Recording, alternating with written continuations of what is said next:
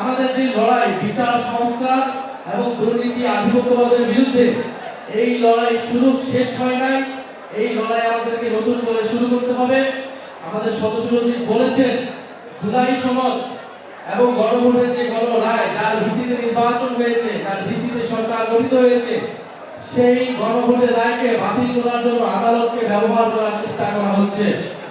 আদালতকে আবারও দলীয়করণ করার চেষ্টা করা হচ্ছে। আমরা স্পষ্টভাবে বলতে চাই, আদালতকে যদি রাজনৈতিক এজেন্ডার কারণে, নিজেদের দলীয় এজেন্ডার কারণে ব্যবহার করা হয়, চেষ্টা করা হয়, তার পরিণতি খুবই করুণ হবে।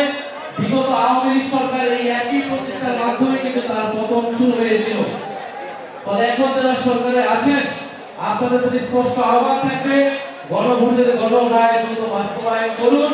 আমরা গণভোটের গণরায়ের মাধ্যমে এই বাংলাদেশ, এই নতুন সরকারের যাত্রা শুরু হোক, নতুন সংসদের যাত্রা শুরু হোক, সেটা প্রত্যাশা করি। আমাদের কাছে একটা কথা খুবই পরিষ্কার, এনসিপি এবং পতিত আওয়ামী লীগ ফ্যাসিস্ট একসাথে থাকতে পারে না।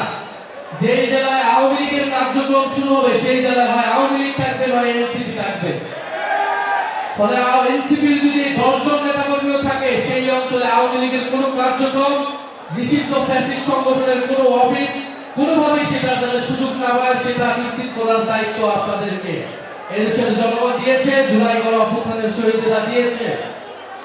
তৃতীয় চতুর্থত আমাদের আধিপত্যবাদের বিরুদ্ধে যে সংগ্রাম, এই আধিপত্যবাদ কেবল ভারতীয় আধিপত্যবাদ না, বাংলাদেশের বিরুদ্ধে, স্বার্থের বিরুদ্ধে যেই পরাশক্তি যাবে, সেই সকল আধিপত্যবাদের বিরুদ্ধে আমরা লড়াই সংগ্রাম করে যাব।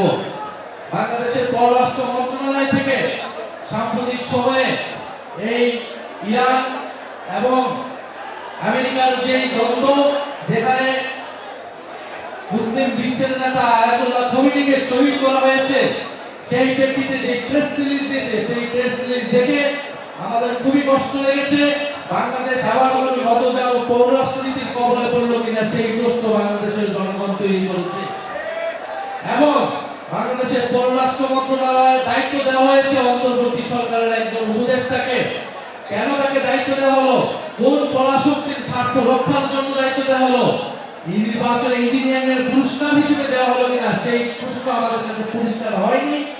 বাংলাদেশের এই বর্তমান সরকার সেই প্রশ্ন পরিষ্কার করবে, এটাই আমাদের প্রত্যাশা থাকবে। আমরা সেই আহ্বান জানিয়ে যাচ্ছি।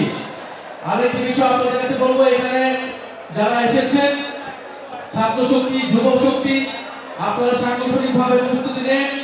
আমাদের জায়গাটা রাজপথ, রাজপথের সংগ্রাম আন্দোলনের মাধ্যমেই আমরা আমাদের আন্দোলনকে বেগবান করবো। পাশাপাশি জাতীয় সংসদে আমরা আমাদের বক্তব্য রাখবো।